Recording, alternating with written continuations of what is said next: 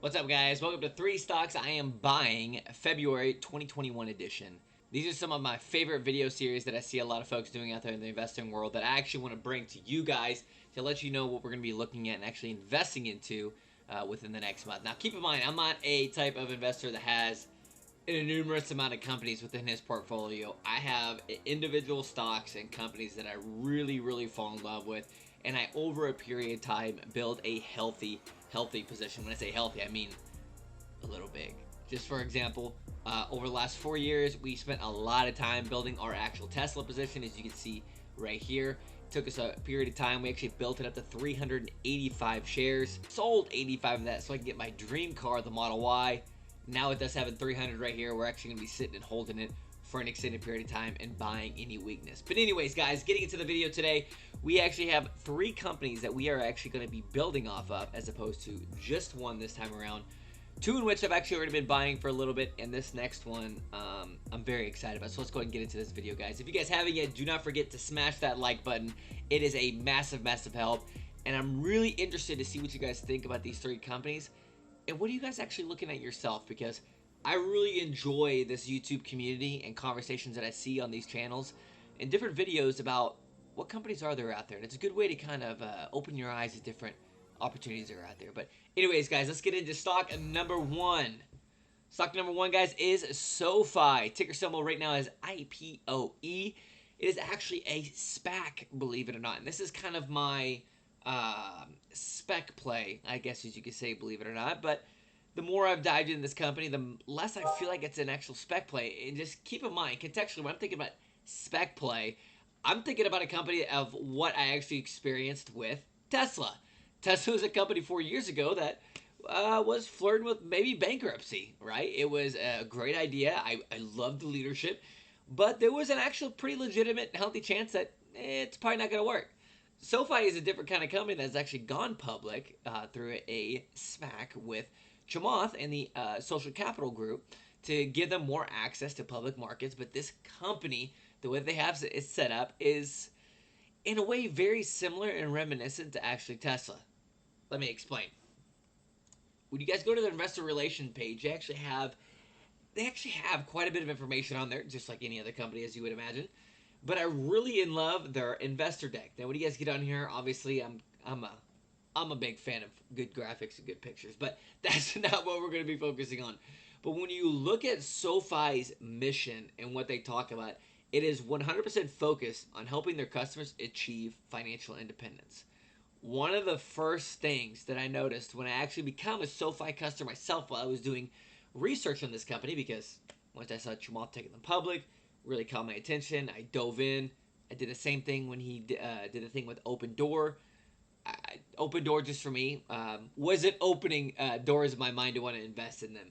But with SoFi, as I looked more into them, it really felt consistent with what I love about Tesla. Outside of Tesla's massive growth opportunity that it had and it's actually beginning to execute on right now, I really loved the focus that Elon have of getting our world off of fossil fuels and becoming more of a environment that can actually have these electric vehicles, especially when it comes to battery storage, getting off the grid, being able to be energy independent versus so dependent on these massive oil companies. SoFi has a very similar reminiscent feel, that it's not about trying to get every nickel and dime from you. It's about helping you become financially independent. And one of the things that I saw evident in that was that they have so many resources on their actual website that you'll even see on their app first thing that's dedicated to giving you education. What do I mean by that? They have stocks 101, ETFs 101, options 101. They go through the line of actual videos for you to help educate you. Similar to what you would see on YouTube, but these are actual financial true advisors that you'll see online. One of the things I like too is that it ended up prompting me to seeing if I wanted to set up a free appointment with a financial advisor to help me with my investments as I was moving forward, which I thought was absolutely. As we scroll down a little further, you kind of see a bit of their diversification about how they actually go through and make money. But one of the things I liked a lot is that this company's actual acquisition cost is not a lot at all. And the great thing is that they're finding that they're making more and more off these customers that are already on the platform, because once you get your foot in the door with SoFi, especially with how their app is so easily set up that you see the invest, the money, the credit, the loan side, even checking your credit score side. It's all easy in flipping through the tabs. And they've found that they've actually been able to get these customers over to the personal loan side, or from the personal loan side to the investment side, to the student loan side, from the student loan side back into the investing side. And there's zero acquisition cost on that side. So the actual transition of these customers picking up more of their products is actually, and here's an example of their actual app about what you'll see when you would actually log into there. As you notice at the bottom, it's got a home, it's got money, credit, invest, and loan side. And I'm telling you guys right now, this has a very Robin Hood-esque feel to it when it comes to the color aesthetic, when it comes to how the app flows, when it comes to how they actually show the stocks, especially now with an actual leaderboard side that actually stack ranks you against everybody that's on the SoFi app. Keep in mind, if that's something you don't want to do, you can actually opt to not share that information. But it's a really neat kind of social approach that they've taken to actually make it more of a almost flirt with the platform kind of thing. I'm not gonna lie, it's pretty neat. I'm a pretty competitive guy, and I was like, I want to be number one on that because I love leaderboards, especially in Call of Duty. And here's one of the other things that I love to go over to is I love to look at the actual leadership team. When you look at the leadership team of SoFi, it is absolutely 100% stacked to the T. Starting with the guy at the head of everything, if you look at the CEO, Anthony Noto, this guy has more experience than what experience could say experience has itself. From working and being one of the top people at Twitter, the NFL, and also working with Goldman Sachs guys. This guy has a load of experience. You can go down the absolute list. Some of these folks I'm actually not familiar with. Some I've done a little bit of research on. For example, it's really interesting to see Anna on there that is actually from Tesla, which is the head of people, and just the entire leadership staff that they have on their board and their senior management. These people have some legitimate real experience in the corporate world that I think is going to be very helpful and healthy to them in being able to move forward, especially with a lot of these folks having experience working with Goldman Sachs because they're in that fintech space, looking to take a real chunk out of this industry. And the neat thing too is that when you look at their actual app setup, everything is in one spot. So they're kind of cross-pollination that they have with all their products and how they've been releasing more and more features and products to their actual customers. It's really been neat to watch. Even though I'm a little late to the game and getting into the product, I've actually jumped in at a point that it's absolutely incredible. Not saying I wasn't before, but it's really neat to watch and actually be involved. Now, if you obviously look here, they're looking to have a 75% year-over-year growth, which is going to be absolutely massive. Them getting to basically over 3 million base users in that area. And obviously, as time goes, they're planning to accelerate that more and more. All right, guys, let's go ahead and move on to stock number two. Stock number two is Tattooed Chef, ladies and gentlemen.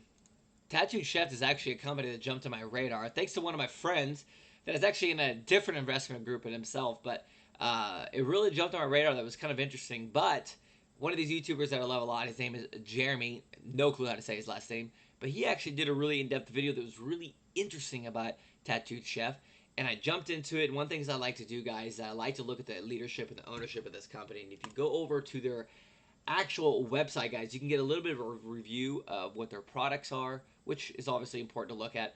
But it's a good idea to kind of get a feel for what the company is. And what's really nice is that their actual leadership, for example, the CEO, has more experience in the food industry than what I've ever been alive myself. And keep in mind, I'm 31 years old at this point.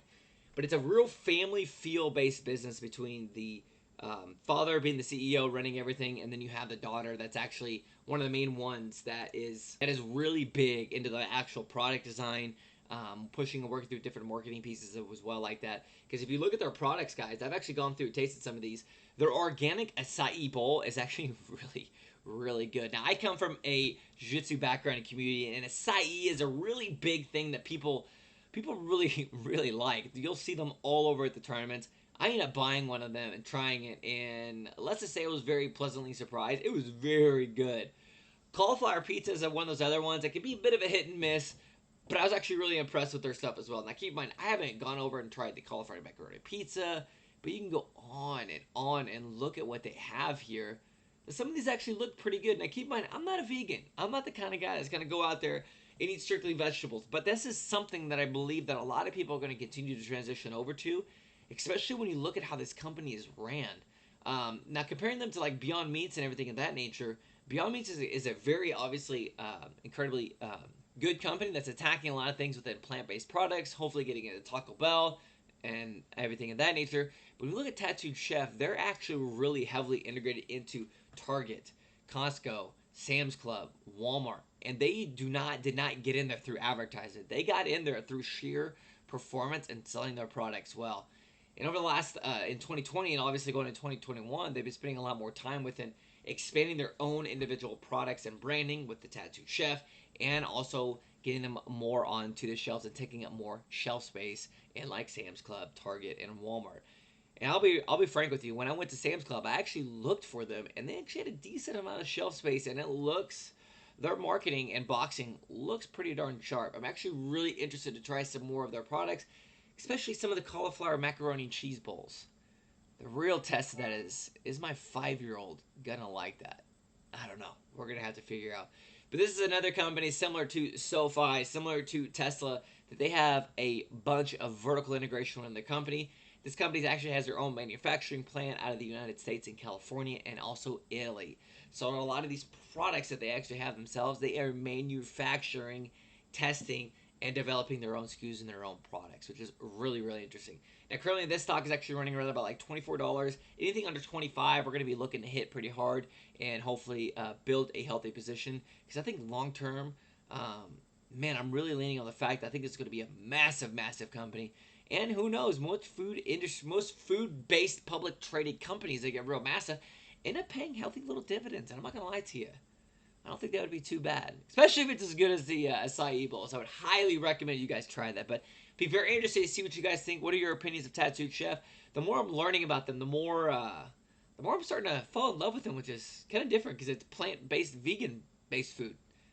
It's not that's not my MO. But anyways, guys, let's go on to move on to stock number 3. Stock number 3, guys, is actually super, super simple. It is Walgreens. Now, Walgreens, guys, is not something that's going to be super flashy, super exciting. But Walgreens, for me, is a company that I believe is going to benefit greatly from the vaccine. They pay a nice little dividend, and I think it's a company that's going to continue to expand and grow upon that as well. For me, Walgreens is a little bit more of a cash park because I've been so heavily invested into Tesla. We're looking to add more positions to our actual portfolio. Now looking to over-diversify, but looking to add companies that we do believe in and we do know.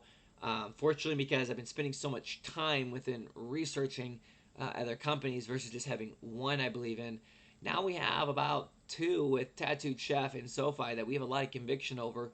And I think both are going to get some decent opportunity to dollar cost average, especially with SoFi, because you're going to see that go up and down to build a healthy position so we can obviously expand our portfolio.